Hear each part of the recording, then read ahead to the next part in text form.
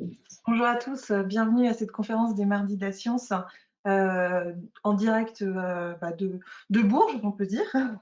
Donc le site de conférence de Centre Sciences en région Centre-Val de Loire, hein, ce qui est soutenu par la région Centre-Val-de-Loire et du Fonds européen du développement en région. Lydie Lescarmentier, ravie de vous rencontrer ce soir. Merci d'être présente avec nous. Donc je suis en compagnie de Sébastien Machin, directeur du muséum, qui va vous présenter et puis présenter le sujet de ce soir. Bonne soirée, merci à tous d'être aussi nombreux ce soir et puis j'espère que vous aurez beaucoup de questions. Et voilà. Sébastien, je te laisse la parole. Merci Marie-Laure. Donc nous sommes ravis d'accueillir une berruguère, mais qui est partie à l'autre bout du monde, Lydie Lescarmentier, qui est glaciologue, spécialiste des pôles et notamment de l'Antarctique, qui est une jeune femme brillante qui a été au CNRS, qui a été en Australie, qui est spécialiste du coup des problématiques du changement climatique, notamment sur la calotte antarctique. Ça va être le sujet un petit peu de cette conférence, de ce webinaire ce soir. On laisse la parole à Lydie, qu'on est ravi d'accueillir, et puis on vous souhaite une bonne conférence. Ok, c'est parti. Bon ben merci en tout cas beaucoup donc au Muséum d'Histoire naturelle de Bourges et puis à Centre Sciences pour avoir provoqué un petit peu cet événement. Donc l'idée ce soir, c'était de pouvoir vous embarquer en Antarctique avec moi, de vous montrer un petit peu déjà à quoi ressemble ce continent, où est-ce que c'est, pourquoi on y va, qu'est-ce qu'on y fait quand on est scientifique. Donc vous raconter un petit peu cette histoire des 40e rugissants et 50e hurlants. Et dans une seconde partie, je vous parlerai un petit peu plus du lien qu'il existe entre ces pôles et l'Antarctique. Et je vous parlerai vraiment du lien entre le climat, parce qu'en fait, les régions polaires, c'est pas que des régions qui sont impactées par le changement climatique, c'est aussi des régions qui sont extrêmement importantes dans la régulation de ce climat. Alors, pour me présenter rapidement, mais voilà, je vais aller extrêmement vite. Je m'appelle Lydie Lescarmentier, je suis glaciologue de formation. Donc moi, j'ai passé une petite dizaine d'années à travailler en recherche sur l'impact du changement climatique sur ces glaciers d'Antarctique et sur la calotte antarctique. Et depuis 3 ans, je travaille dans une ONG. Et donc, je suis formatrice, éducatrice au changement climatique pour les enfants maintenant de l'âge de 9 à 15 ans, qui sont un petit peu partout dans le monde, pour les aider en fait à comprendre qu'est-ce que le changement climatique, mais aussi comment trouver des solutions, comment les tourner vers l'action.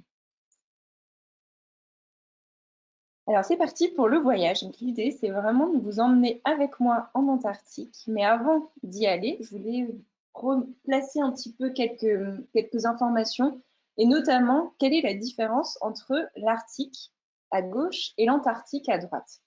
Donc l'Arctique, qui est en fait un petit peu ce qu'on connaît le mieux des pôles, puisque c'est la région qui est la plus accessible. On voit sur la carte la France.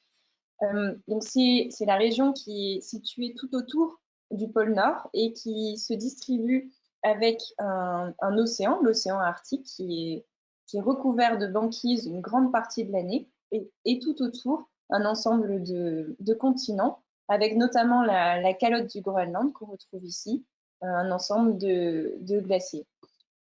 Donc, on voit que c'est vraiment un océan entouré de continents, alors que l'Antarctique, c'est complètement l'inverse. Là, on a un continent avec une calotte, ici, qui fait 14 millions de kilomètres carrés, qui, lui, est entouré d'un océan qui s'appelle l'océan austral. Donc, voilà une autre image prise par satellite de cette Antarctique, où on voit vraiment ces deux nuances de blanc. Donc, au milieu, on a ce continent et cette calotte, qui fait en moyenne 2 km d'épaisseur. Donc, il y a des endroits où on a même jusqu'à 4 km de glace. Donc, toute cette glace, en fait, est posée sur ce continent. Et autour, on va avoir l'océan austral, dans lequel va se développer la banquise. Donc, elle aura un maximum d'extension pendant l'hiver. Elle peut arriver jusqu'à une surface de 19 millions de kilomètres carrés. Et au minimum, en plein été, ça sera autour de 2,5-3 millions de kilomètres carrés. Alors, l'Antarctique, c'est un continent qui a un statut vraiment très particulier, puisque ce statut, en fait, est lié à un traité qui a été signé le 1er décembre 1959, qui s'appelle le traité de l'Antarctique. Et à cette époque, 12 pays signataires du traité, en fait, ont décidé du devenir de ce continent. Et surtout, ils ont décidé que ce serait un continent qui serait totalement dédié à la paix et à la science.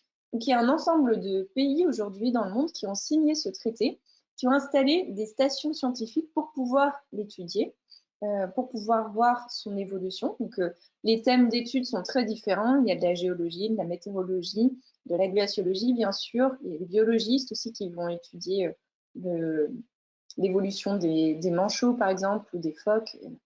En tout cas, voilà, il y a un ensemble de scientifiques qui partent dans ces régions-là. Et en fait, le continent a été en quelque sorte séparés en grands territoires qui sont gérés par ces pays signataires du traité. Donc on voit qu'il y a une grande partie qui est liée à l'Australie. Ils ont 3 stations dont je parlerai un petit peu plus tard. La France a aussi une partie de ce territoire qui est située au milieu de la partie australienne. On voit aussi que la Norvège a des stations, le Royaume-Uni, l'Argentine, le Chili. Et au total, c'est environ une centaine de stations, dont la moitié sont habitées à l'année, donc avec des logisticiens et des scientifiques qui seront là pour à la fois s'assurer du fonctionnement de la station, mais aussi faire des suivis scientifiques. Donc je trouve que c'est vraiment un très beau symbole de savoir qu'un ensemble de pays a réussi à se mettre d'accord sur le devenir d'un pays et surtout un devenir non économique. Alors voilà une autre image qui a été faite par Romain Garouste, avec qui j'ai écrit un livre il y a 4 ans maintenant, qui raconte en fait le voyage du navire polaire l'Astrolabe. C'est ce bateau qui ravitaille en fait la station française du Mont d'Urville. Et en fait, ce bateau va faire des allers-retours entre une petite île qui est située au sud de l'Australie, qui fait partie de l'Australie, qui s'appelle la Tasmanie, et notamment une ville qui s'appelle Hobart, jusqu'à Dumont d'Urville. Et donc, je vais vous raconter en fait le voyage pour arriver jusqu'à Dumont d'Urville, le voyage qu'on vit à bord de ce bateau mythique qu'est l'Astrolabe. Donc, on va partir de son port d'attache qui est Hobart. Et donc, la première escale qu'on va faire, c'est dans l'île de Macquarie. Donc, sur le chemin, on passera les 50e hurlants.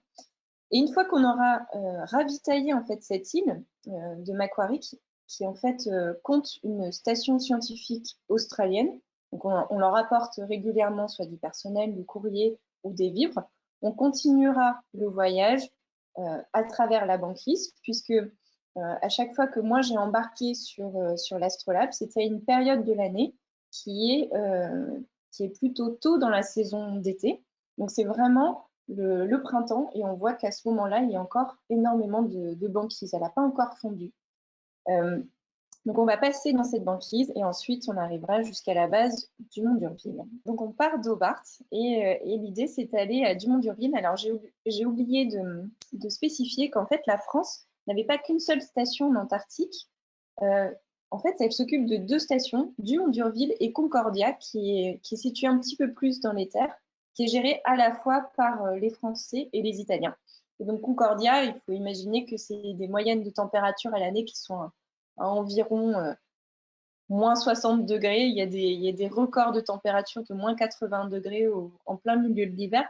Donc c'est vraiment un endroit qui est extrêmement isolé, mais qui est très utile pour toutes les études liées à l'astronomie, par exemple, ou à la glaciologie pour récupérer des carottes de glace, vu qu'on est haut sur le continent. Dumont d'Urville, c'est une station qui est côtière, avec des moyennes de température qui vont jusqu'à aller 0 en plein été et moins 30 en plein hiver, pour les minimums. Alors là, on va partir du port d'Hobart. Donc, quand on part, on est accompagné de ce petit bateau qui est le bateau pilote, en fait, un petit peu comme dans tous les ports. Et on va descendre la rivière Derwent. Donc, il faut imaginer que comme on est au mois d'octobre et que fin octobre en général et que c'est du coup le printemps en Australie, souvent on part, on est en t-shirt, en short sur le pont du bateau et on profite des derniers rayons de soleil bien chauds et des senteurs d'eucalyptus avant d'arriver vraiment dans l'océan. Donc il faut imaginer que voilà, là on va passer les 50e hurlants. Donc l'Astrolabe, en fait, c'était un bateau qui a été au départ conçu pour ravitailler des plateformes pétrolières. Donc, il a une coque qui est extrêmement épaisse, mais c'est un bateau qui a plutôt un fond plat, ce qui est un avantage en fait dans la banquise, puisqu'il va pouvoir grimper sur la banquise un peu comme une savonnette. Par contre, dans l'océan, il a assez peu de tenue et du coup, c'est un bateau qui va bouger énormément. Donc là, voilà un exemple des mouvements du bateau vu depuis la passerelle. Donc là, on avait mis des plaques de métal, puisqu'en fait, on avait du vent qui venait de... Alors là, ça va être tribord. Et pour éviter que ce vent et ces vagues ne viennent casser les vitres. Donc c'est assez violent. Et en général, on ne voit pas grand monde à bord du bateau. Donc là, c'était notamment un ancien marin, donc c'est des gens plutôt qui étaient plutôt habitués en fait à des mers telles que celle-ci. Mais en tout cas, c'est assez éprouvant. Voilà un autre exemple qui nous montre à quel point ça peut être éprouvant. Donc là, pour la petite histoire, c'était un collègue à moi, géologue, qui s'était levé le matin et il y avait eu une tempête pendant la nuit. Et donc la bibliothèque du bord était tombée avec tous ses livres. Et donc ils étaient empressés de placer son manteau et ses bottes sous la bibliothèque pour faire croire que quelqu'un était coincé et attendre au coin du salon pour voir si on se faisait surprendre. En tout cas, ça bouge énormément. Après, chacun à bord s'occupe comme il peut. Donc voilà, il y a des personnes qui seront malades, qui resteront dans leur planète. Il y a toujours un petit groupe qui va se retrouver autour de la télé et un petit peu se chamailler sur le choix du film. En tout cas, voilà, c'est une ambiance assez agréable malgré le mal de mer, où chacun essaye de s'occuper comme il peut. Ensuite, on va arriver à cette île qui est située en plein milieu de l'océan Austral. Donc c'est assez particulier. On a vraiment l'impression d'être un explorateur en fait quand on arrive à l'île de Macquarie, puisque vous imaginez que ça fait 2 jours qu'on est en pleine mer, qu'on a plus d'horizon, et d'un coup, voilà, on commence à voir des sommets qui se dessinent sur l'horizon, et on arrive à cette île qui est toujours prise par les vents. C'est toujours assez impressionnant, mais très agréable pour nous parce que voilà, souvent on a été malade pendant plusieurs jours et c'est le moment où tout se calme un petit peu, le bateau s'arrête, chacun se prépare. Bon, en tout cas, les Australiens qui vont débarquer se préparent. Et là, il y a 2 petits zodiacs qui appartiennent en fait à la station scientifique, qui vont venir jusqu'à nous récupérer des vivres, du courrier, et ensuite revenir sur cette petite île. Alors, je ne sais pas si vous le voyez, mais au fond, sur la plage, on voit quelques silhouettes. Et en fait, c'est des éléphants de mer qui sont là pour la reproduction. Alors, le bateau repart ensuite. Donc, on avance, on se rapproche en fait de cette banquise. Donc, les premiers jours vraiment de froid où on passe un petit peu en dessous de zéro, le bateau vraiment a l'air d'un bateau fantôme parce que les embruns vont être gelés pour la première fois. Donc voilà, ça donne des ambiances assez sympas, assez mystérieuses. Mais voilà, c'est vrai qu'à bord, c'est déjà la délivrance puisqu'on arrive voilà, à la stabilité du bateau, mais aussi c'est la découverte de la banquise. Donc les premiers sons, le bateau qui va venir casser la glace. On entend voilà, le contact le fort, c'est assez impressionnant, surtout que en fait les cuisines et le salon là où on va manger régulièrement se situe sous le niveau de flottaison. Et du coup, on touche les bateaux, les parois du bateau, et de l'autre côté, il y a la banquise, donc les sons sont extrêmement forts. Alors, on va continuer à avancer. Comme je le disais tout à l'heure, on est au printemps, donc c'est un moment où il y a encore beaucoup de glace. Donc, cette glace, elle va faire entre quelques centimètres d'épaisseur à certains endroits. Là, par exemple, on a des plaques qui sont pas forcément compressées, donc on peut slalomer entre elles. Mais parfois, cette banquise peut être beaucoup plus épaisse. Donc, la banquise, naturellement, arrive à une épaisseur de 3 mètres au maximum, puisque au bout de 3 mètres, elle est isolée de l'atmosphère. Donc, l'eau n'arrivera plus à cette température de moins 2 degrés à laquelle elle commence à former des cristaux de glace. Et donc, étant isolée, les cristaux ne se forment plus et donc elle ne s'épaissit plus davantage.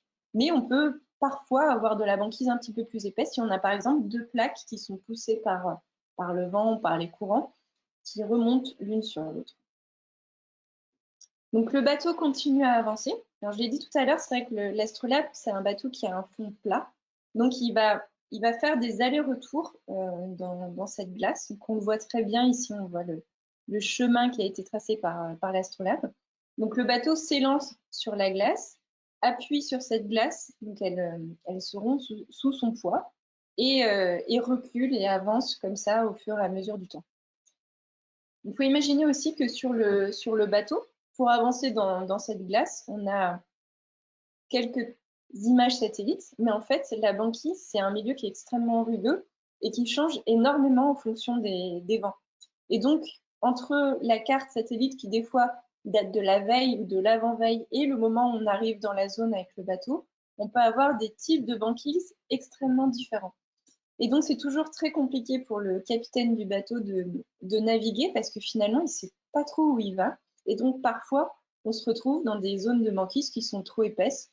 Donc, pendant plusieurs jours, on peut rester coincé. Alors, voilà une autre image de cet astrolabe qui est en train de naviguer. Donc là, c'était une zone de Polynie. C'est un endroit où il y avait peu de banquise. Alors, les Polynies, c'est un nom qui vient du russe.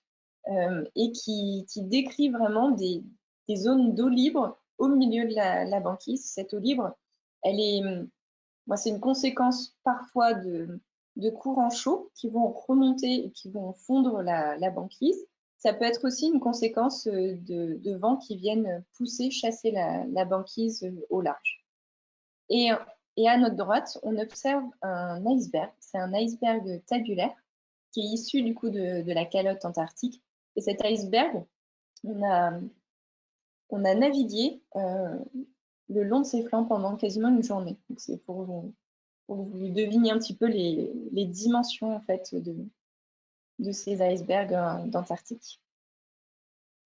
Alors là, c'est une image qui a été prise en 2011. C'était ma 4e mission scientifique en Antarctique, dans cette région-là. Et cette année-là, on est resté coincé dans la banquise, mais une banquise extrêmement épaisse. On le voit à droite d'ailleurs, vous avez des plaques de banquise. Alors déjà, on ne voit pas trop la limite des plaques, donc ça montre qu'on est vraiment dans une zone de compression. Mais par contre, on observe cette crête, cette petite montagne qui est issue, vous pouvez imaginer que c'est comme la tectonique des plaques, qui est issue de la compression en fait de 2 plaques qui vont un petit peu remonter vers le haut.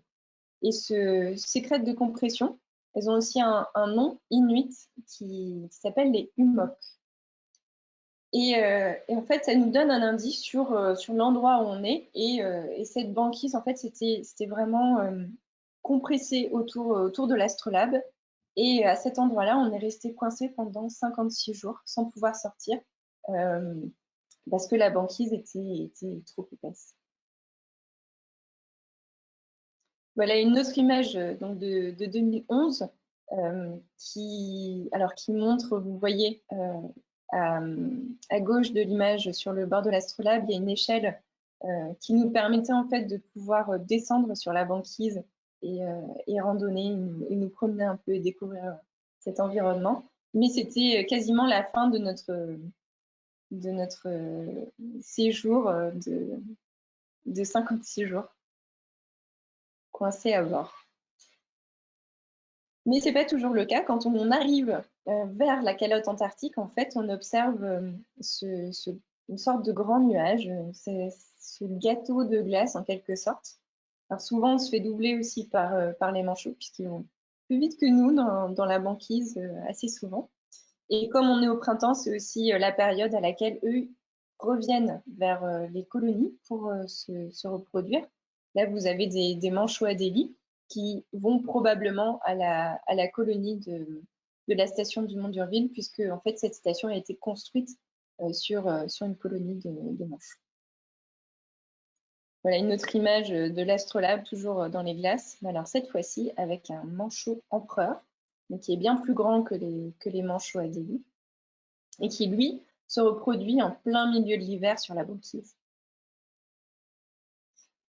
Et une fois qu'on s'est rapproché au maximum de la station, alors moi je dois dire que sur les 4 missions que j'ai fait en Terre Adélie, on n'a jamais réussi à arriver jusqu'à la station puisque la banquise était trop épaisse près du continent. Donc souvent les 100 derniers, voire 200 derniers kilomètres, on les effectuait en hélicoptère. Donc les hélicoptères sont gardés en fait dans la cale du bateau et ils sont sortis ensuite dès qu'on sent qu'on ne peut plus aller beaucoup plus loin. Et à ce moment-là, on va ravitailler la station du Mont d'Urville en vivres, en personnel. Donc les campagnards d'été, donc toutes les personnes qui vont travailler sur la station pendant les 4 mois d'été, donc les 4 mois où il y a moins de banquise, vont partir. Mais aussi tous les hivernants, donc ces personnes qui vont passer parfois 1 an, voire 1 an et demi sur la station à faire, alors soit s'occuper du fonctionnement de cette station, soit s'occuper de toutes les mesures scientifiques. Voilà une image des marins à bord en train de naviguer dans la banquise. Alors vous aviez 2 mécanos à gauche et puis le second à droite. Encore une image de l'astrolabe pris dans les glaces. Donc là, pour finir un petit peu cette histoire, on était coincés à bord et en fait, les hélicoptères n'étaient plus capables d'aller jusqu'à la station du Mont d'Urville puisqu'il y en avait un des 2 qui était en panne à cause d'un relais qui avait cassé. Et donc, on a attendu pendant plusieurs jours un avion qui a survolé la zone, qui a largué un bidon avec cette petite pièce de relais électronique qui a ainsi pu permettre à l'hélicoptère de repartir. Voilà, donc on s'est bien occupé. 56 jours, c'est long, mine de rien. Donc, on a appris notamment à faire des igloos à cette occasion.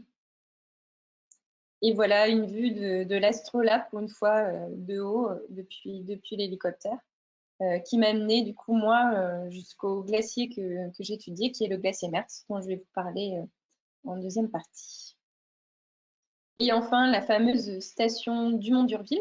Donc, c'est une station qui date des années 60, qui est composée comme quasiment toutes les stations de cette époque-là, de plusieurs bâtiments. Et ça, c'est vraiment voulu. C'est vraiment une sécurité pour la gestion du feu, parce qu'il faut imaginer qu'en Antarctique, si on ne peut pas survivre à l'extérieur, donc si un bâtiment prend feu, il faut qu'on puisse se réfugier dans un autre bâtiment. Donc, je ne l'ai pas expliqué, mais la station du Mont d'Urville est située sur un archipel.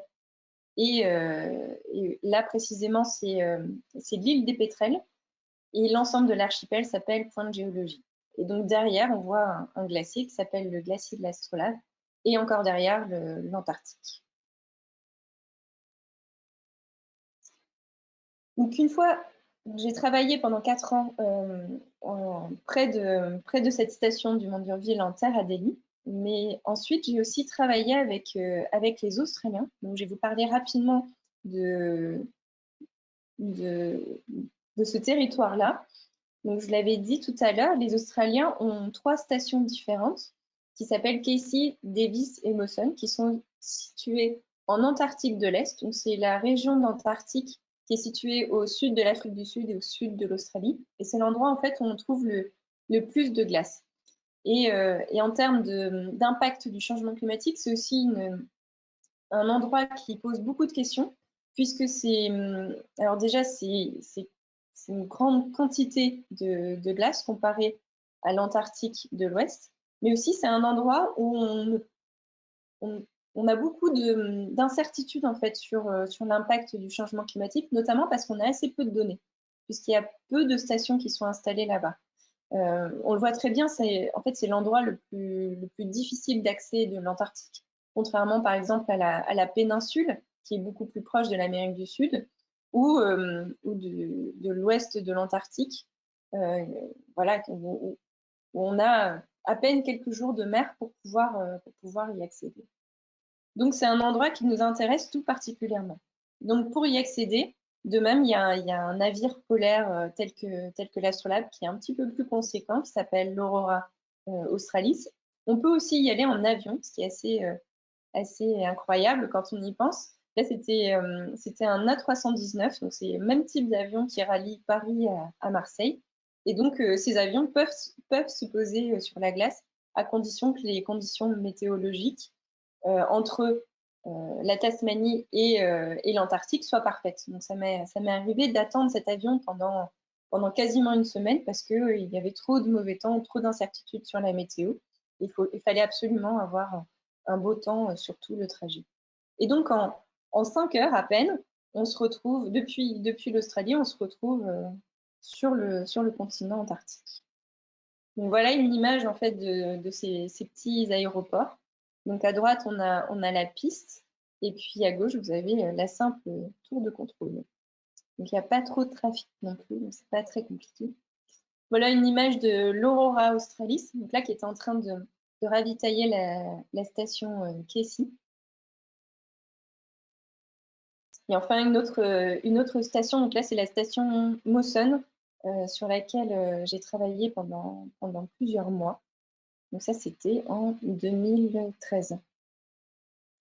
Une dernière image pour vous montrer un petit peu à quoi ressemblent ces stations, parce que c'est vrai que j'ai souvent des questions à ce sujet-là. On s'imagine, parce qu'on voit ces conteneurs, ces stations qui datent des années 90, et on se dit comment c'est à l'intérieur. Est-ce que c'est vraiment aussi hostile? Et en fait, non, c'est vraiment des endroits très confortables. Il faut imaginer qu'il y a des gens qui vont y passer 1 an et demi.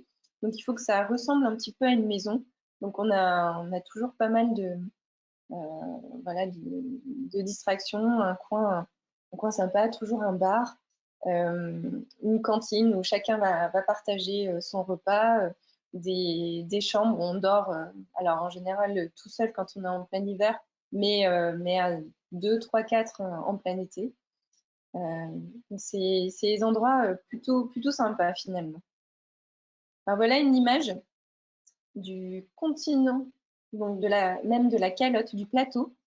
Donc pour vous montrer, là on est en train de passer le cercle polaire antarctique, pour vous montrer que ça ressemble vraiment à un désert. L'Antarctique, c'est le plus grand désert du monde avec très peu de précipitations de neige. Et donc là, on se trouve sur une glace qui va très peu bouger, qui va très peu se déformer puisqu'on est sur un plateau. C'est quelques millimètres par an. Donc là, c'était pour nous montrer qu'on était bien sur le territoire australien. Ils avaient amené quelques panneaux d'Australie, tout simplement. Mais ces bidons étaient aussi un moyen de nous montrer qu'on était sur la bonne route, sur le bon chemin. Puisqu'à part les repères GPS, en fait, il n'y a pas de route et tout change avec le temps. Donc, à chaque fois qu'on arrivait à un bidon, il y en avait un tous les kilomètres, on savait qu'on n'avait pas perdu la route de vue. Et quand on se rapproche en fait de la côte, ce plateau qui est extrêmement plat où la glace se déforme très peu va s'accélérer, cette glace va s'accélérer et former des glaciers qui s'appellent des glaciers émissaires. Donc là, ils vont commencer à se cisailler, à former des crevasses, puis à former des icebergs. On dit qu'ils vont bêler des icebergs qu'on va retrouver ensuite dans l'océan australien, qu'on en voit pas mal sur l'horizon. Alors maintenant que je vous ai présenté plus en détail l'Antarctique, je vais vous expliquer un petit peu mieux la relation entre les pôles et le climat. Et pour commencer, je vais vous présenter comment la formation de cette grande calotte qui est l'Antarctique, une calotte de 14 millions de kilomètres carrés. Donc les précipitations sont des précipitations de neige.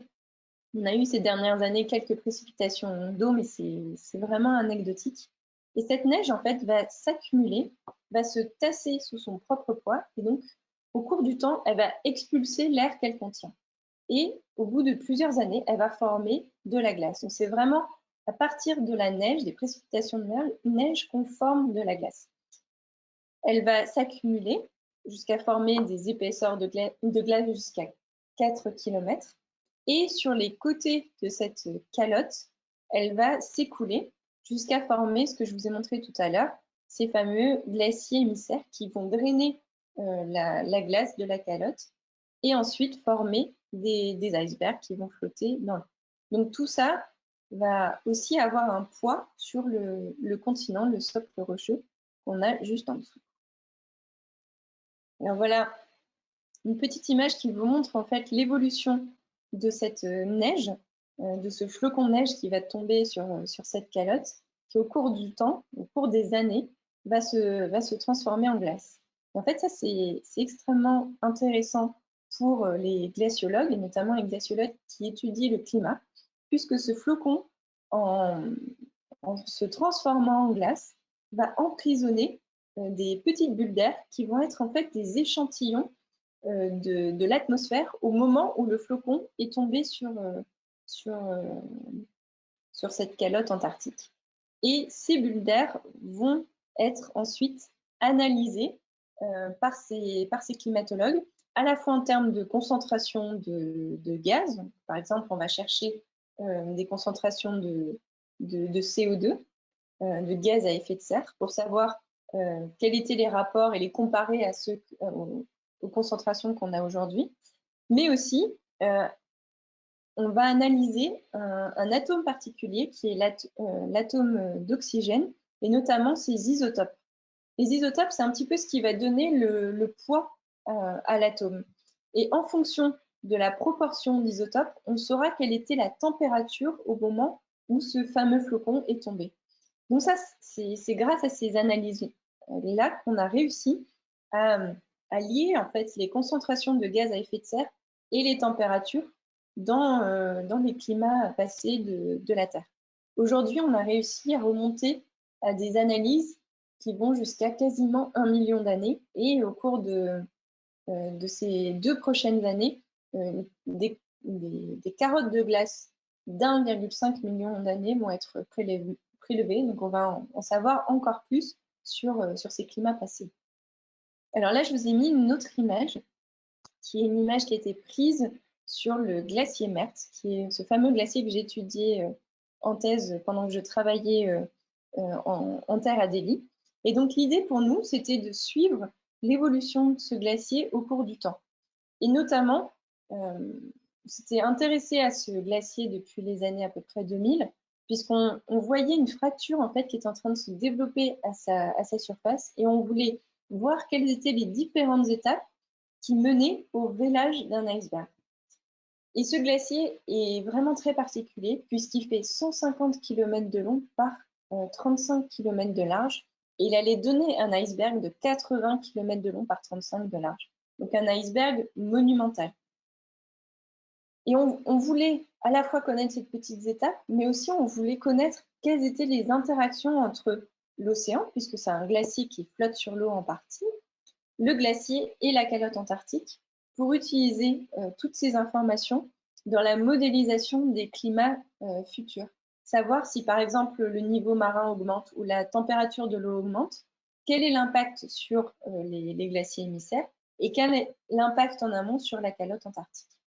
Donc on posait en fait des récepteurs GPS. Donc à gauche, vous avez l'antenne qui est posée sur un piquet, et à droite, la pyramide avec une paire de batteries, un récepteur GPS et une éolienne ainsi qu'un panneau solaire pour assurer l'alimentation de tous les instruments. Donc là, on était situé sur le glacier qu'on voit ici sur cette image satellite. Donc je vous ai replacé la station du Mont d'Urville. On voit pas très bien l'étoile noire, on se croirait dans Star Wars, mais qui est juste là. Et voilà la dimension de ce glacier avant son vélage, puisqu'ensuite, c'est toute cette partie-là qui est partie. Et pour finir cette histoire autour du glacier Mertz, en fait, on suivait l'ouverture de cette fracture qui était un phénomène plutôt naturel qui arrivait tous les 70 ans quand le glacier atteignait une certaine longueur, puisqu'on voit que du coup, quand il est très long, il est vraiment soumis au courant.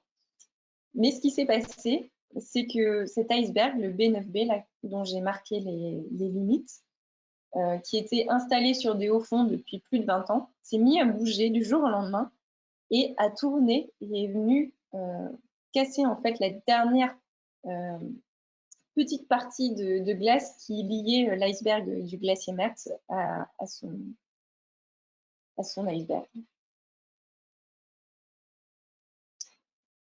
Alors aujourd'hui, ce genre de cartes, c'est les cartes les plus partagées par les glaciologues, puisqu'elles montrent en fait l'impact du changement climatique, du réchauffement sur la glace de la calotte.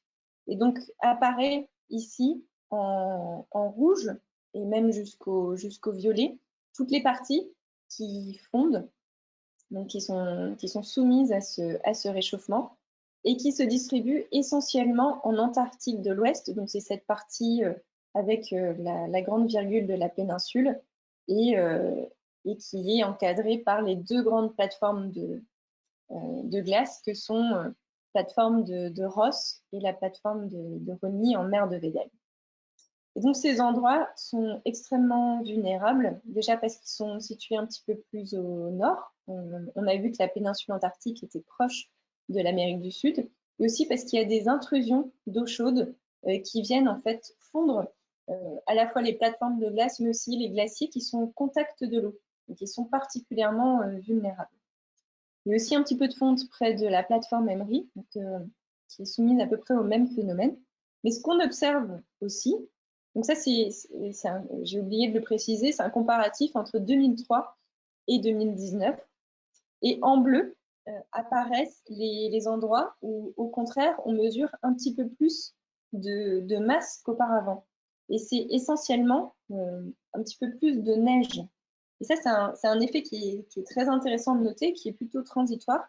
C'est que vu qu'on a un réchauffement de cette région du monde, on a aussi une accélération du cycle de l'eau avec plus d'évaporation qu'avant et donc plus de précipitations de neige. Donc à certains endroits, de façon vraiment transitoire, on a un petit peu plus de neige qui s'accumule qu'auparavant, où c'était beaucoup plus sec. Mais bien sûr, cet effet va être ensuite rattrapé par le réchauffement. Et donc, alors là, je vais vous parler d'un phénomène qu'on cherche à mesurer, qui en fait est très lié à cette quantité de glace, à cette masse de glace qu'on mesure en Antarctique, qui est le rebond post-glaciaire. Alors, pour vous expliquer un petit peu tout ça, il faut imaginer que vous asseyez sur votre canapé. C'est une image que j'aime bien parce qu'elle est très parlante. Donc, vous asseyez dessus. Et donc, votre canapé va se déformer, forcément. Et ensuite, vous allez vous relever. Lorsque vous vous relevez, en fait, il y a une partie de votre canapé qui va remonter tout de suite, puisqu'il n'y a plus de poids. Et ça, c'est ce qu'on appelle une réponse élastique. Et c'est ce qu'on essaye de faire apparaître avec ce type de carte.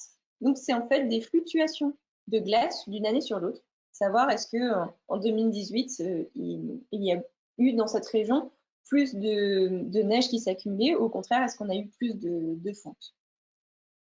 Mais quand vous êtes levé de votre canapé, il y a une partie qui n'est pas remontée tout de suite, qui va mettre plusieurs minutes, voire plusieurs heures, des fois, ça dépend de votre canapé, à remonter. Et ça, c'est ce qu'on appelle l'isostasie ou le rebond post-glaciaire. Donc c'est un mouvement qui est beaucoup plus lent. Et dans l'histoire de la Terre, ce mouvement-là de remontée, il est lié en fait à la disparition des anciennes calottes de glace qui sont formées au dernier âge glaciaire, il y a environ 20 000 ans, et qui sont des mouvements qui sont visqueux, qui sont liés à la remontée du manteau, puisque comme ces calottes ont disparu, il y a moins de poids qu'avant, et donc le manteau qui est visqueux remonte. Mais ces mouvements vont prendre voilà, 10 000 ans quasiment à même bien plus, puisqu'on les mesure encore depuis 20 000 ans, vont mettre des dizaines de milliers d'années à remonter.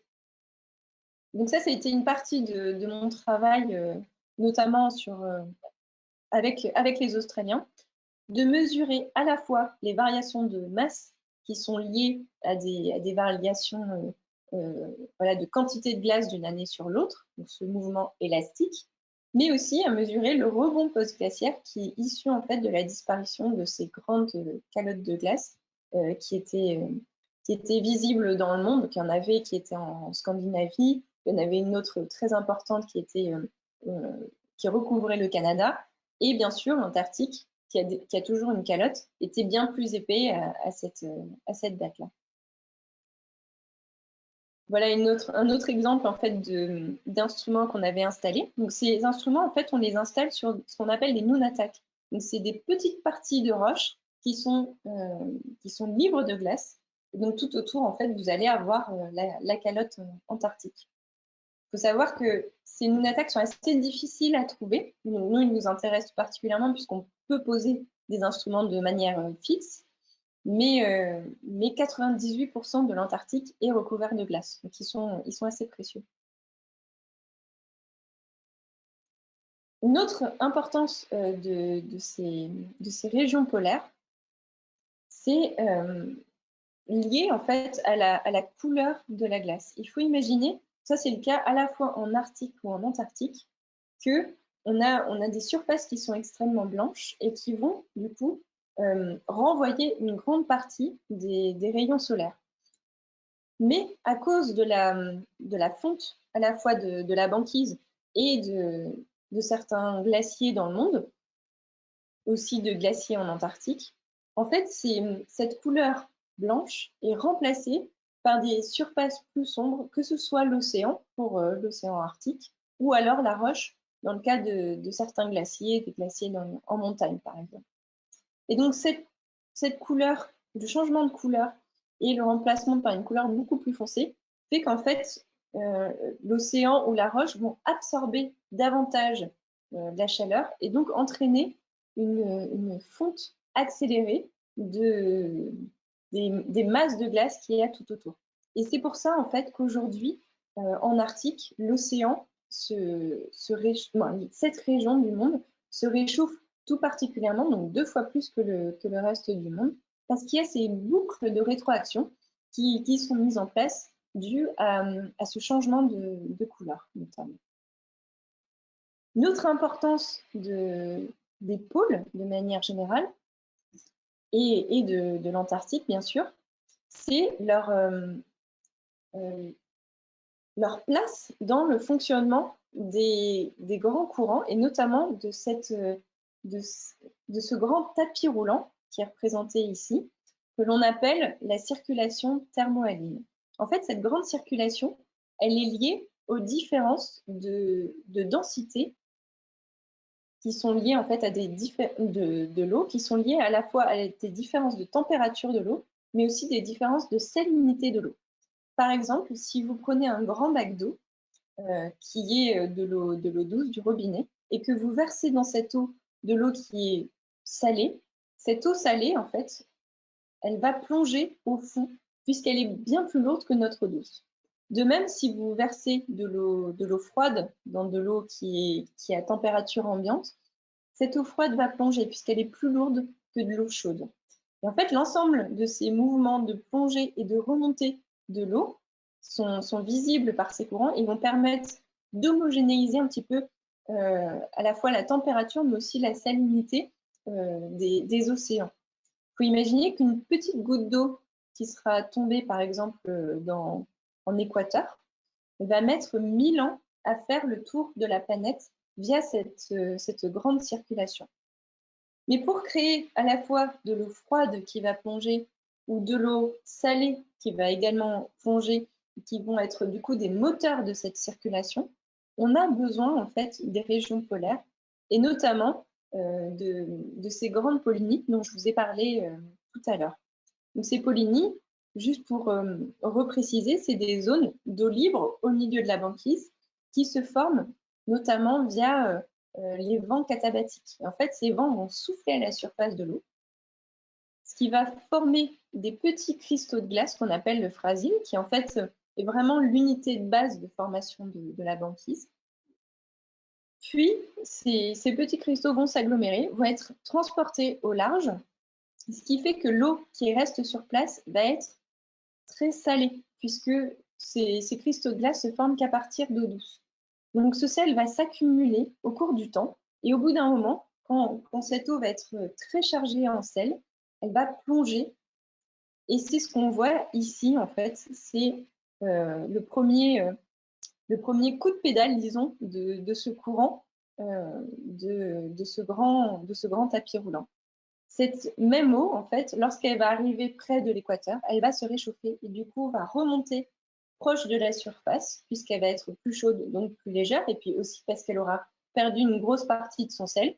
Et donc, elle va remonter à la surface, puis rejoindre l'océan Atlantique. Et là, en Arctique, il se passera à peu près la même chose qu'en Antarctique. Donc, près des zones où on a une formation de la banquise, on va avoir de nouveau une plongée d'eau extrêmement salée. Il faut savoir en fait que cette plongée-là, en Nord Atlantique, c'est une des composantes en fait du Gulf Stream qui nous permet à nous d'avoir un climat qui est beaucoup plus tempéré que pour les mêmes latitudes, par exemple au Canada. Donc on voit que faut imaginer que toute cette circulation, elle va vraiment avoir des conséquences sur notre météo locale et va même réguler 60% de notre climat. Enfin, je voulais vous montrer une image de biologistes qui travaillaient en Antarctique, qui étaient des biologistes et plongeurs, qui plongeaient sous la banquise de manière à récupérer des organismes marins. Parce que pendant des années, en fait, il y a eu on les appelle des pêcheurs dans le langage antarcticien. C'est donc des biologistes qui vont venir récupérer en fait des spécimens avec des petits chaluts et les remonter à la surface pour pouvoir déterminer de nouveaux spécimens. Et en fait, ces dernières années, c'est plutôt des plongeurs qui font ce travail de manière à vraiment à la fois photographier l'organisme, parce que parfois c'est des organismes mous, dans leur environnement, donc en comprendre mieux leur fonctionnement. Et je me rappelle que quand j'étais sur place avec eux, quasiment tous les jours, ils découvraient un organisme qui n'était pas forcément connu. Donc c'était très intéressant. Alors je vais finir par quelques images bonus avant de passer aux questions. Donc voilà une image un petit peu plus près d'un manchot adélie qui est en fait en train de créer son nid de pierre. Donc on voit en fait son œuf qu'on prend quasiment pour une pierre entre ses pattes. Et c'est vraiment leur particularité au manchot adélie. Donc déjà ils se reproduisent en plein été et ils se reproduisent sur des petits monticules de roches. Ensuite, on va avoir, donc là c'est un jeune phoque de Weddell, donc, qui était né dans à peu près 10 jours, voire 2 semaines auparavant, donc qui était extrêmement jeune et curieux.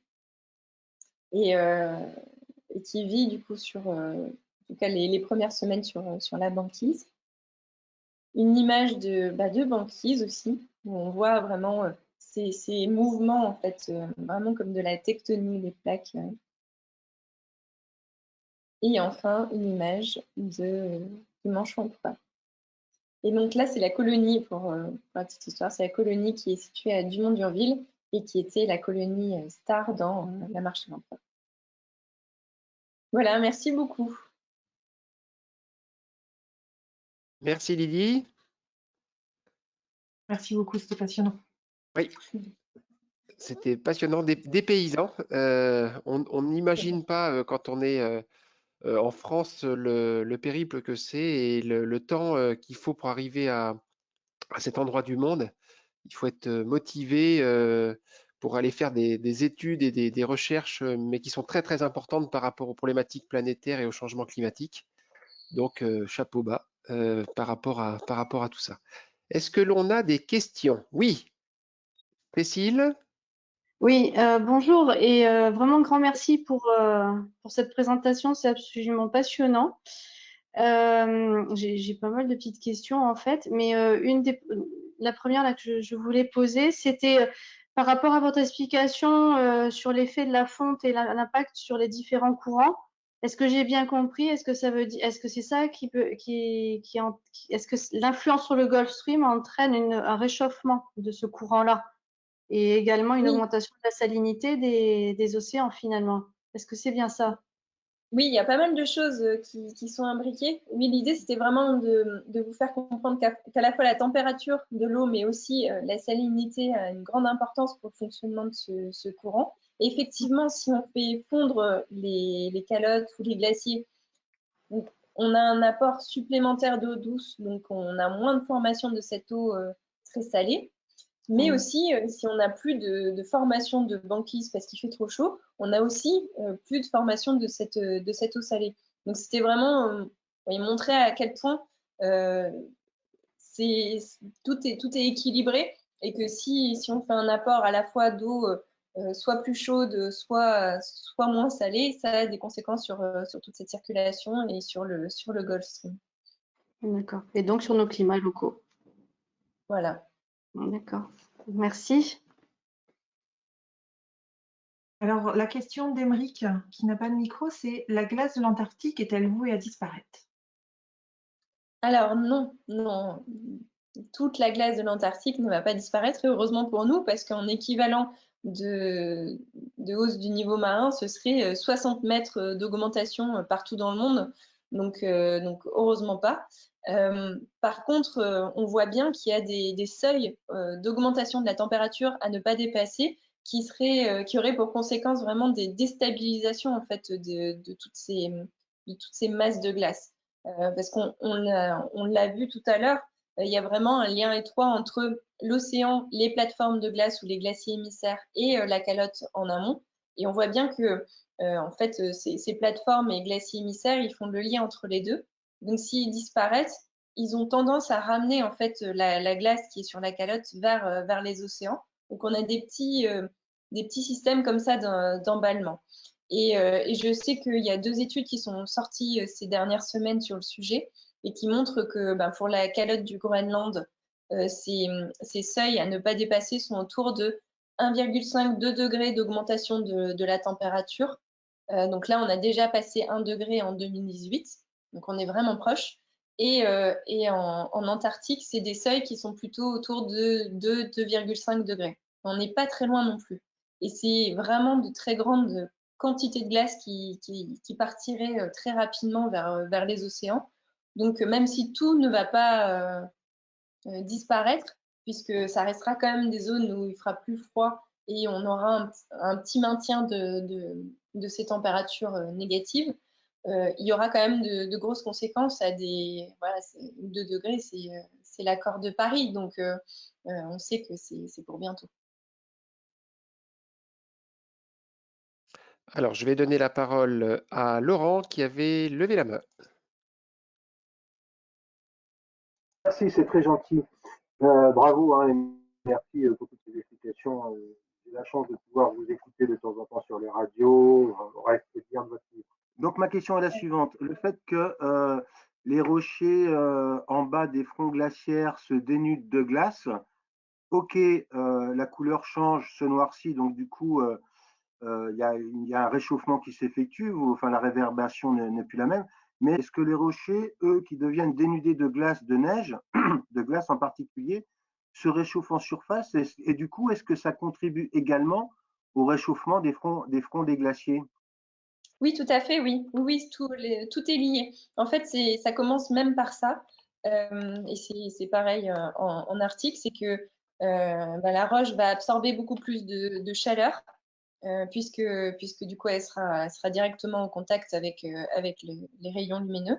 Et c'est ce processus de relation entre la couleur et les rayonnements s'appelle l'albédo en fait. Et donc il y a beaucoup plus d'absorption et donc ça va aussi entraîner davantage de fonte sur le glacier qui est situé à côté, à proximité. Ce qu'on observe aussi, pour aller un petit peu plus dans les détails, c'est qu'il y a beaucoup de glaciers de montagne qui sont plus forcément recouverts de neige, puisqu'il y a moins lié au réchauffement, il y a, les saisons de neige sont plus courtes. Il y a aussi plus une augmentation de la température, donc il y a moins de précipitations de neige, ce qui fait que on a plutôt des surfaces qui sont de la glace. Et en fait, la glace a aussi une couleur différente de la neige, un albédo différent, et a tendance à un petit peu plus se réchauffer que la neige, puisque c'est moins blanc. Et là, c'est pareil, du coup, ça emballe un petit peu le réchauffement de ces glaciers de montagne, juste par le fait qu'il y a moins de neige à la surface. Merci, c'est très clair. Alors, nous avons une question. La scientifique que vous êtes et le fait que vous soyez jeune et citoyenne, est-ce que vous êtes pessimiste ou optimiste pour les générations humaines à venir? Oui, très bonne question. Alors, c'est toujours assez compliqué de répondre. Moi, je suis quelqu'un d'optimiste, alors voilà, parce que c'est mon caractère, mais aussi parce que si on commence à baisser les bras, on s'en sortira pas. Et je pense vraiment qu'il faut vouloir aller de l'avant. Il faut aussi se battre un petit peu pour ce qui nous attend. Et si on n'a pas envie de ce qui nous attend, on le laissera de côté, on le regardera pas et on fera rien dans ce sens-là. Donc moi, puis en plus, je travaille avec les enfants et on peut pas proposer aux enfants un monde qui va être noir, qui va être fait juste d'une augmentation du niveau marin, de vagues de sécheresse. Il faut vraiment montrer que on a de la marge de manœuvre et que le changement climatique, c'est aussi un moyen de remettre à plat tout notre fonctionnement de société et de repenser en fait l'avenir. Et c'est là-dessus que j'essaye vraiment de me concentrer et de mener à la fois les enfants avec qui je travaille, mais aussi les personnes avec qui j'ai la chance de pouvoir discuter comme pour ce genre d'événement. Donc non, j'essaye d'être optimiste. Après, j'avoue que des fois, je suis un petit peu moi, je me rends compte, comme tout le monde, de l'inertie en fait qu'il existe aujourd'hui pour faire changer les choses. Je vois qu'on n'est pas du tout à la hauteur du défi. Et ça, j'avoue que ça a tendance à m'énerver, à m'exaspérer. Mais de manière générale, j'essaie de rester optimiste. Alors, on va donner la parole à Cécile qui avait une question. Allez-y, Cécile. Moi, j'ai plein de questions. Dans la suite de ce qui vient de vous être demandé, est-ce que, enfin, je crains votre réponse, hein, vu ce que vous venez de dire à l'instant, est-ce que vous sentez quand même en tant que scientifique, avec la communauté scientifique, est-ce que vous vous sentez un peu entendu par ceux qui ont le pouvoir politique de faire bouger les choses, ou est-ce qu'on est vraiment dans des grandes déclarations comme on le craint, enfin moi comme je le crains, et où en fin de compte, voilà, c'est des mots et ça reste des mots. Oui, alors c'est vrai que moi, en tant que scientifique, j'essaye toujours de me concentrer sur les chiffres et de pas forcément m'engager à la fois dans le militantisme, des choses comme ça, puisque c'est toujours compliqué en fait. J'ai pas envie d'avoir à choisir un camp. C'est vraiment ça.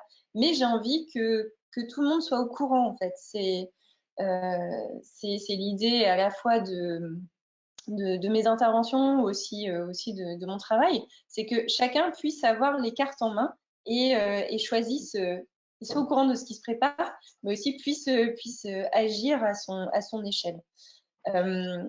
Après, oui, je pense que le problème, c'est que je pense qu'effectivement, il y a beaucoup de politiques qui ne sont pas formés, qui n'ont pas forcément ces cartes en main, qui ne se rendent pas forcément compte de l'urgence des changements qu'il y a à mettre en jeu.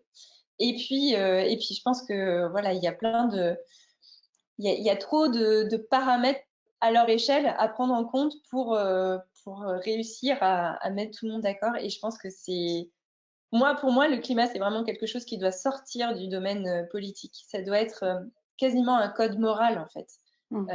C'est comme le développement durable, ça doit être un investissement de chacun, ça doit être quelque chose de totalement automatique. Et en fait, tant que ce sera juste voilà, soit des grandes déclarations, soit un argument politique, je pense qu'on sera un petit peu à côté. Je ne sais pas si je réponds exactement à la question, mais voilà, en tout cas, c'est mon ressenti. Oui, si, tout à fait. Du coup, voilà, vous avez abordé les deux autres questions que je voulais poser. C'était comment les enfants accueillent votre message et si vous aviez un ou des conseils à donner aux citoyens que nous sommes, nous, pour justement faire changer les choses, quels seraient-ils? Alors, les enfants, en fait, ça se passe plutôt bien. En plus, moi, je travaille avec des enfants plutôt jeunes. Mais tant qu'on leur montre qu'il y a des possibilités, par exemple, toutes les ressources pédagogiques qu'on fait, il y a une partie vraiment sur la compréhension des mécanismes et la seconde partie, c'est vraiment les solutions. Qu'est-ce qu'on peut faire? Et ils ont besoin de s'en emparer, ils ont besoin de montrer que voilà, qu'ils sont acteurs. Et souvent, c'est des choses qui vont ramener chez eux, qui vont un petit peu ensuite communiquer à leurs parents, à leur communauté. Et ça, c'est assez extraordinaire et c'est très engageant pour tout le monde. Donc voilà, ils ont un petit peu c'est drôle parce que, enfin, c'est pas drôle, mais ils ont des réactions qui sont totalement. Alors comment explique ça? Un exemple, une formation que j'avais avec une intervention que j'avais faite en classe et les enfants à la fin étaient en train de me dire mais pourquoi on fait rien en fait? Et ils sont vraiment dans cette attitude-là. Allez, c'est parti, on fait quelque chose. Après, qu'est-ce qu'on peut faire nous à notre échelle?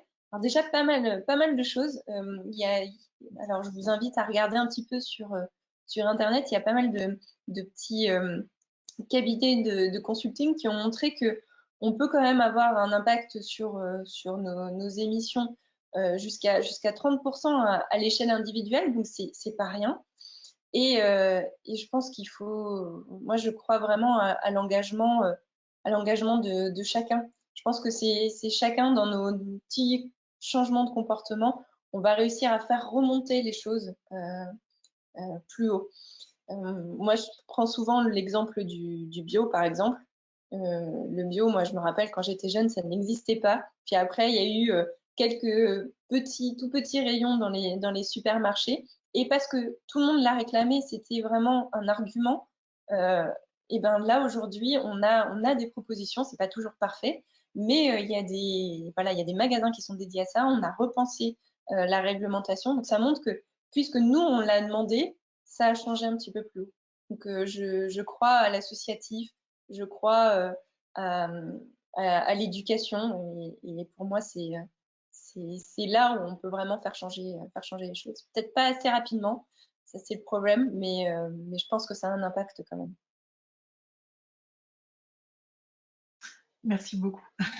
Il y a une autre question d'Emery qui n'a strictement rien à voir, mais c'est l'intérêt des échanges, qui vous demande si vous avez eu l'occasion de voir des aurores boréales, ou australes plutôt, de ce côté-là. Ben, très peu, parce que du coup, moi, j'allais toujours en Antarctique en plein milieu de l'été, et en fait, il faisait jour en permanence. J'en ai vu 2 fois au Groenland, mais c'était du coup fin septembre, donc c'était le moment où la nuit revient. Mais non, ouais, j'en ai pas vu des extraordinaires en tout cas. Mais ça reste un souvenir incroyable quand même.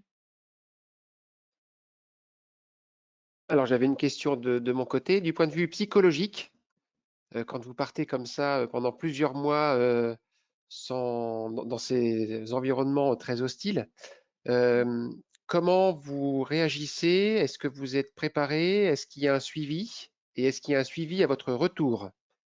vis-à-vis de des amis, de la famille, voilà. Ouais. Alors, non, j'avoue que non, en fait, il n'y a pas de suivi. Je sais qu'il y a eu, notamment pour certains hivernages, des docteurs en psychologie qui sont venus pour suivre le fonctionnement donc en vue notamment des missions spatiales, pour savoir un petit peu comment les gens réagissaient et voilà, voir comment chaque personne en fait mettait en place ces petits mécanismes pour voilà, survivre. C'est pas survivre, mais vivre dans cet environnement très, très confiné finalement.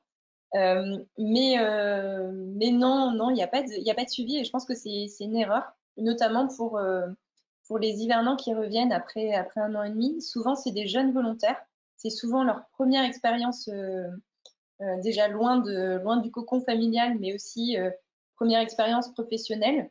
Et, c'est vrai que moi, j'ai vu des jeunes de 18 ans un petit peu craquer parce qu'ils n'avaient pas encore les codes qui leur permettaient de gérer ces situations-là. Donc souvent, c'est le médecin en fait qui s'occupe un petit peu de ce suivi de façon un peu officieuse. Mais non, ça manque cruellement et c'est vrai que ça ferait partie des bonnes améliorations à faire, notamment au retour. Une fois que les jeunes ont l'impression d'avoir vécu l'expérience de leur vie, quelque chose de complètement incroyable et qui se retrouvent complètement déconnectés en fait dans la vie de tous les jours, c'est difficile et la majorité des hivernants que je connaissais bien ont mis au moins 1 an à s'en remettre. Donc c'est pas toujours simple. Bonjour, c'est pour faire suite à la question précédente. Il n'y a pas non plus de préparation physique parce que quand même moins 30 degrés, enfin c'est voilà, c'est pas commun. Oui, ouais, je sais. Ben non, pas vraiment. Moi, j'avoue que c'est mon directeur de thèse qui m'avait emmené en montagne quelques semaines avant ma première mission en Antarctique en me disant bon, on va apprendre 2-3 rudiments quand même notamment du travail en cordée, puisque il y a des crevasses en fait sur tous les glaciers sur lesquels on va. Et donc, il faut être capable de remonter quelqu'un d'une crevasse, mais aussi de savoir comment remonter soi-même d'une crevasse. Donc c'était la seule formation qu'ils m'avaient faite, mais non, j'avoue que l'Institut polaire, c'est pas forcément leur fort, la préparation. Mais bon, je suis sûre que ça va changer. Après, je sais qu'avec les Australiens, il y avait une préparation au premier secours en milieu isolé et difficile qu'on faisait avant. Donc on avait plusieurs semaines de cours là-dessus. On avait par contre, dans tous les cas, on a de grosses visites médicales à faire, donc avec énormément de prises de sang pour savoir si on est en bonne santé, des analyses dentaires aussi pour savoir si on n'a pas une crise de dents de sagesse. En Antarctique, ça devient très compliqué, ça peut très facilement s'infecter et être très grave. Et on a des tests à l'effort aussi, mais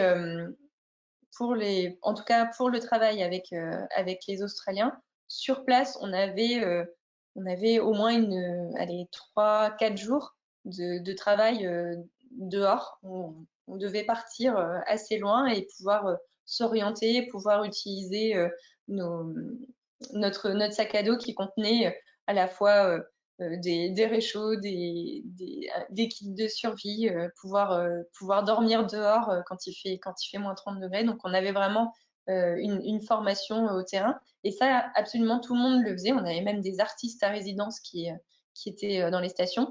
Et c'est pareil, ils devaient passer par ça, sinon ils n'avaient pas le droit de sortir de la station. Donc eux, ils formaient un petit peu plus le personnel. C'est vrai qu'à l'Institut polaire, en gros, si on n'a pas une mission à un endroit donné, comme moi j'avais par exemple sur le glacier Mertz, on n'a pas le droit de passer une nuit à l'extérieur. Ce qui n'est pas le cas avec les Australiens, on a un petit peu plus de liberté. Alors, il y avait une question de Sandrine qui n'a pas de micro, donc je vais parler en son nom. Donc, elle demande le pourcentage de femmes sur la base du Mont d'Urville lors de votre dernière mission. Parce que sur les photos, c'est vrai qu'on a vu que ça avait l'air très, très masculin. Alors, du Mont d'Urville, ça a quand même beaucoup changé ces dernières années, donc c'est bien. Mais en général, sur un hivernage, il y a environ 4-5 femmes pour une vingtaine d'hommes. Mais ça, c'est plutôt nouveau. Moi, je me rappelle la première mission que j'ai faite en Antarctique, on était 4 femmes pour 45 passagers. Et la toute dernière, on était... oui, c'était à peu près le même ratio. Donc, ouais, disons 10%. Mais moi, j'ai des collègues qui ont connu les hivernages sans femmes, où les femmes étaient interdites en fait. C'était qu'entre hommes. Et ils étaient plutôt contents du changement, notamment parce que un hivernage juste entre hommes, c'est vrai qu'à la fin, il y a, les hommes vont toujours faire un tout petit effort s'il y a une femme, même si on est en plein milieu d'un hivernage. Après, ça a aussi créé d'autres problèmes, les problèmes de couple notamment, du coup, sur les stations, qui est le principal problème. Mais sinon, tout le monde, à part ça, tout le monde est plutôt content de la parité. Non, pas la parité, on n'y est pas encore, mais en tout cas que ce soit mixte.